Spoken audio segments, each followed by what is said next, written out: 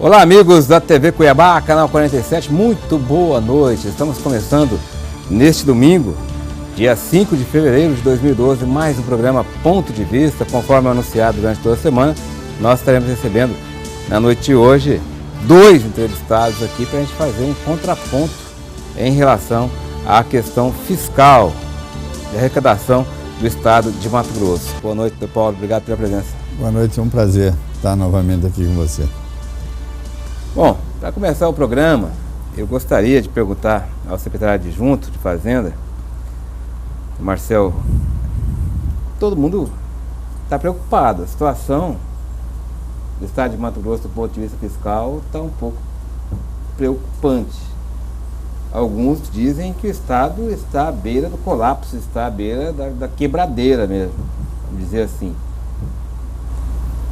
Qual que é realmente, na sua opinião, o senhor que está dentro da coisa, o senhor que está com as mãos sobre as finanças do estado de Mato Grosso, qual que é a atual situação do estado hoje? O estado, ele necessita de um ajuste. Nós não podemos dizer que estamos na quebradeira. Essas expressões, embora sejam expressões convidativas, né, a população às vezes utiliza, ou às vezes informalmente nós utilizamos, elas não refletem a realidade. O Estado passa por uma necessidade de ajuste. Nós tivemos mudanças na economia, a própria dinâmica do funcionamento do Estado exige que você faça ajustes. Esse é um momento de ajuste do Estado de Mato Grosso. Ele precisa resolver algumas questões. Ele precisa ou cortar despesas ou elevar receitas. A fórmula que está sendo proposta nesse momento pelo governador Silval é no sentido de um forte corte de despesas. Não há disposição do governador no sentido de elevar a carga tributária. O que ele está fazendo é revisão de benefícios fiscais e um forte corte nas despesas do próprio Estado para ele caber dentro do seu orçamento. Tá, e isso inclui demissões, pode acontecer atrasos de pagamento. Até que ponto o Estado vai conseguir cortar na própria carne para conseguir buscar o equilíbrio? E por onde começou esse desequilíbrio, se é que ele está acontecendo? Olha, não há necessidade, neste momento, de você realizar cortes mais profundos do que aqueles que já estão encaminhados. Nós não estamos ainda falando em demissões. Mas, evidentemente, que se forem necessárias, elas serão realizadas. Nesse momento, nós estamos fazendo uma racionalização do Estado. O Estado precisa caber dentro do seu próprio orçamento e, para isso, uma série de providências por parte do governador foram adotadas. A contenção de despesas, forte contenção de despesas. Hoje, nenhuma despesa acima de R$81 mil pode ser realizada sem a chancela direta do governador. Uma forte cooperação de todas as secretarias no sentido de reduzir os seus gastos. E uma impossibilidade, né, de você expandir gastos nesse momento. Nós todos estamos trabalhando com um corte nas nossas despesas superior a 15% para caber dentro do orçamento. Não vai haver atraso, existe um compromisso do governador, principalmente com o servidor público. O calendário de pagamento do servidor público já foi divulgado, será honrado e não haverá atraso de salários. Em relação aos fornecedores, também nós somente iremos realizar aquilo que nós podemos pagar, consequentemente, não contrataremos aquilo que não podemos pagar. O Estado não se endividará. Ele, ao contrário, ele vai procurar viver dentro das suas possibilidades financeiras. Tem dinheiro, gasta. Não tem dinheiro, não gasta. Tá, mas então nós estamos hoje vivendo um período de desequilíbrio. O Estado precisa buscar o ajuste para entrar dentro dessa linha de equilíbrio. O que proporcionou esse desequilíbrio? Na sua opinião, o que aconteceu aí que o Estado chegou a esse ponto? Olha, nós não estamos em desequilíbrio e não estamos correndo o risco de um desequilíbrio. O Estado realizou uma série de despesas demandadas pela própria sociedade, né? Nós vemos a sociedade exigindo do governador uma solução para a questão da saúde, por exemplo. O governador se predispõe, algumas vezes, a assumir o pronto-socorro de Cuiabá, por exemplo. Isso é uma despesa não prevista para nós. Nós temos que lidar com isso. Então, as demandas que a sociedade fez acabou por gerar um conjunto de despesas maiores. O que se faz dentro de casa, quando você tem que gastar mais num determinado setor, é você cortar em outro. É isso que nós estamos fazendo. Priorizando as ações que atendem a população, priorizando saúde, educação, segurança pública, como é a determinação do governador. Essas 3 grandes despesas, elas não estão contingenciadas, elas estão livres para serem usadas e geridas a partir da receita que vai acontecendo, e as demais entram num compasso de adequação, né? A ideia é botar o serviço à disposição da população e ajustar o Estado. A dificuldade que está aí acumulada, ela é fruto de uma sucessão de encargos que nós estamos assumindo ao longo do tempo. E esses encargos, em algum momento, exigem uma reflexão de um ajuste. Temos que cortar alguma coisa para manter esses encargos novos, né? Não tem nada a ver, por exemplo, com pagamento para Odebrecht, com as cartas de crédito, nada, isso não está afligindo a questão fiscal do Estado hoje? Não, nós não podemos ligar essas duas coisas. Ligar a questão do pagamento de carta de crédito, de pagamento de Odebrecht, com a questão fiscal do Estado nesse momento. A questão fiscal do Estado nesse momento é fruto de uma sequência histórica, né, de uma série de acontecimentos. Evidentemente que nós estamos realizando hoje muito mais serviço do que antes. Nós estamos enfrentando, né, desafios maiores com prestação de serviço na área de saúde, educação e segurança, que exigem um volume maior de recursos. Também nós temos uma Copa do Mundo, que nós não podemos esquecer. A Copa do Mundo consome recursos, ela consome das finanças públicas esforço. Nós estamos dentro de uma realidade atípica. Vivemos um momento que a economia mundial tem problemas, a receita dos estados andou para trás no Brasil, é importante que se diga isso. Hoje, a receita do ICMS em 2011, ela fechou nos níveis da receita do ICMS de 2009, ela perdeu espaço em termos de participação no PIB, e isso provoca um ajuste, né? Assim, o cenário econômico e as condições econômicas não favoreceram a realização de um orçamento, um crescimento acima de 8%, que foi o que nós crescemos ano passado.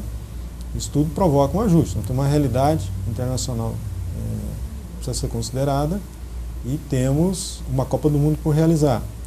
E grandes desafios na área de saúde, educação e segurança que exigem essa adequação. Essa adequação está sendo conduzida pelo governador Silval, que pessoalmente tem assim, uma grande admiração pela atitude que ele tomou, de reconhecer e levar o debate para a sociedade um problema tão grave como esse de ajuste do Estado, porque sabedores que somos de que as pessoas vão especular em relação a isso. Mas ele não teve medo, ele teve ousadia no sentido de assumir em público que é necessário um ajuste e que esse ajuste tem que ser feito. Embora as pessoas vão buscar, na maior parte das vezes, fazer uma espécie de uma caça às bruxas, ou atribuir a responsabilidade a isso ou àquele fato.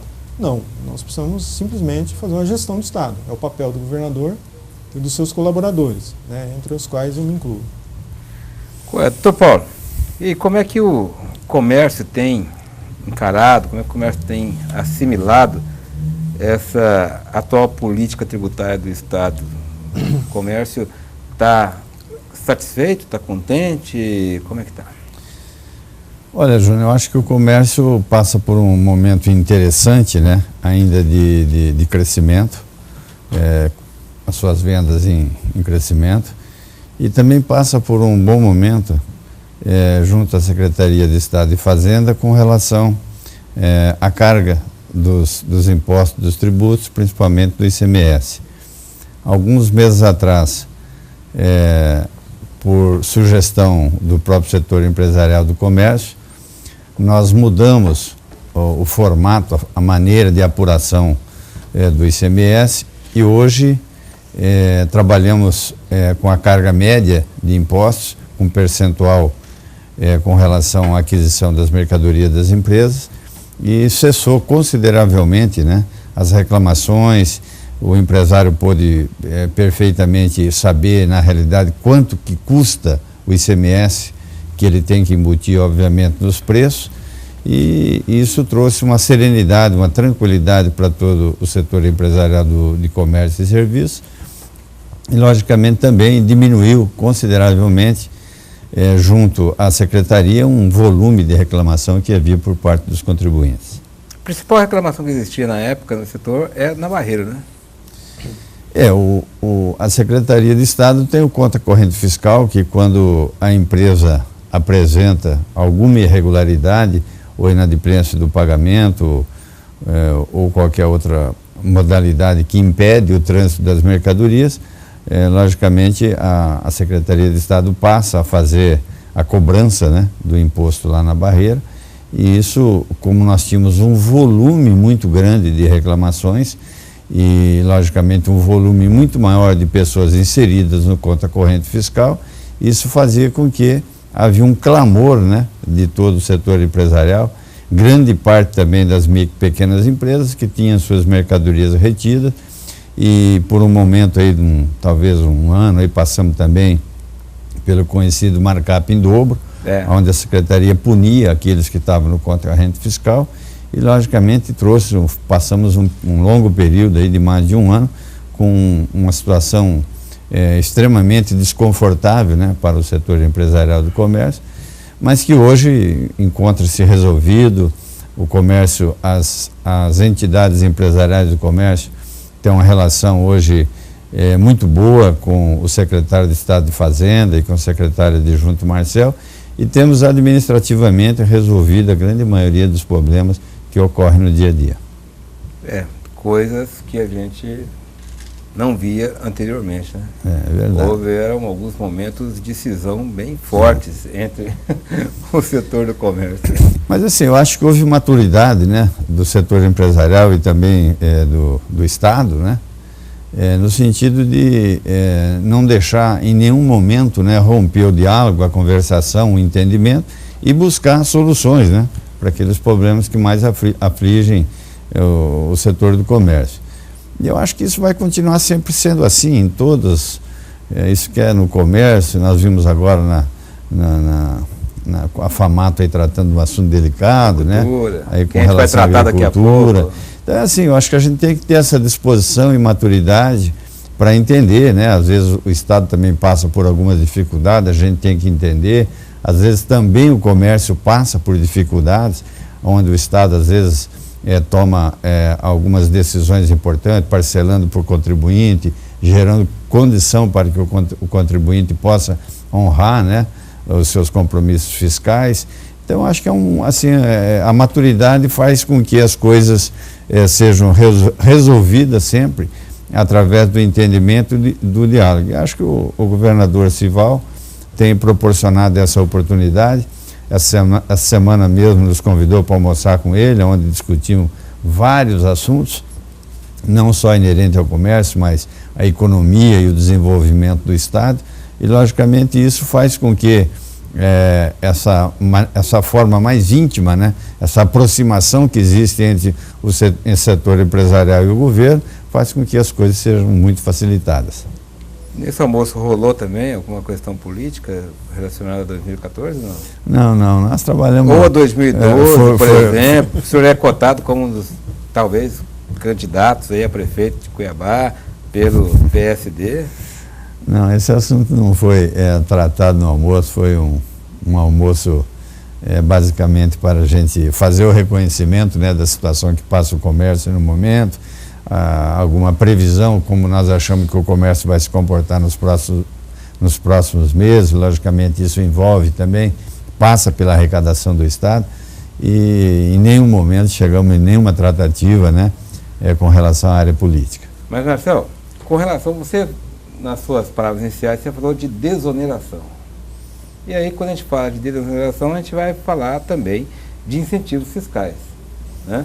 O Estado também está revendo essa política de desoneração ou de incentivo fiscal que tem pautado até o momento? Isso é um movimento necessário e até saudável, né? Assim, nada é eterno. O incentivo fiscal precisa ser revisto porque alguns deles perdem o seu propósito de existir depois de um tempo. Eles são concedidos, na maior parte das vezes, por um período muito longo. Durante esse período de tempo, ele é verificado mensalmente pela Secretaria de Fazenda e pela Secretaria de Indústria e Comércio. É verificado mesmo, Marcelo? Vamos falar a verdade aqui. Esses incentivos, eles são fiscalizados, eles são assim, acompanhados para saber se estão sendo cumpridos as metas pré-estabelecidas na época que foi dado o incentivo. Existe realmente esse acompanhamento? Não tenha dúvida que existe acompanhamento. Só que a revisão nesse momento, ela não é uma revisão do cumprimento do incentivo. É do incentivo em si mesmo considerado. Se há razão, por exemplo, o Estado continuar estimulando ou incentivando determinados setores ou determinadas operações. Nesses casos, a questão é um pouco mais ampla. Ela é uma discussão se nós devemos continuar concedendo alguns tipos de incentivos, ou se eles podem ou não serem menores ou maiores. Então, essa revisão ela se faz necessária. Nós entendemos que alguns incentivos deixaram de ter propósito e eles estão sendo retirados. Esses que estão sendo retirados, evidentemente as pessoas vão ter um prazo para se adequarem, mas é necessário que o Estado faça essa revisão, até porque o Estado também não pode ter esse gasto tributário. O incentivo fiscal para nós é uma despesa como qualquer outra. Nós gastamos aquele volume de recursos com determinada atividade econômica e só se justifica esse gasto se a atividade não é capaz de sobreviver por si só. Mas, Marcelo, todo mundo fala que incentivo é a coisa mais maravilhosa do mundo, que, poxa vida, se uma empresa não tiver incentivo, ela vai para outro estado devido a essa guerra fiscal que existe, e que o incentivo é a melhor maneira de você manter a empresa no estado, de você garantir os empregos e tudo mais. O Estado está começando a rever isso. Como é que é? O negócio não é bem assim, não? Não. Estamos fazendo isso com a cautela necessária, sem extirpar emprego, sem gerar desaquecimento na economia, detectando as situações em que é possível ele ser suprimido porque ele perdeu seu propósito. Quando ele perde a sua eficácia ou ele perde o seu propósito, você pode retirar que não tem problema algum, né? Existem determinadas situações em que o incentivo perdeu o propósito. Você pode tirar que ele é neutro, ele não tem finalidade de existir ali, ele não vai fazer o diferencial de competição. A indústria está consolidada, o setor comercial está consolidado, a cadeia está consolidada, então você pode retirar que não há problema. Você mantê-lo é um gasto tributário desnecessário. Somente nessas situações é que nós estamos fazendo a revisão, retirando esse benefício. Também existe um maior rigor. Você comentou aí do acompanhamento, nós estamos ampliando o rigor do acompanhamento. É necessário muito mais condição de precisão por parte do contribuinte que utiliza esse incentivo, adotando ferramentas eletrônicas, prestando conta de uma forma mais dinâmica para a Secretaria, mantendo a sua regularidade fiscal, não tendo pendências do fisco, para que ele possa usufruir do benefício. Hoje nós temos condições de suspender qualquer benefício em tempo real, através de instrumentos digitais, de controles eletrônicos. E nós vamos passar a exercer isso com uma acuidade e com um tempo mais estreito, mais rapidamente nós vamos fazer isso. Então, basicamente é isso, nós estamos fazendo uma gestão dos incentivos.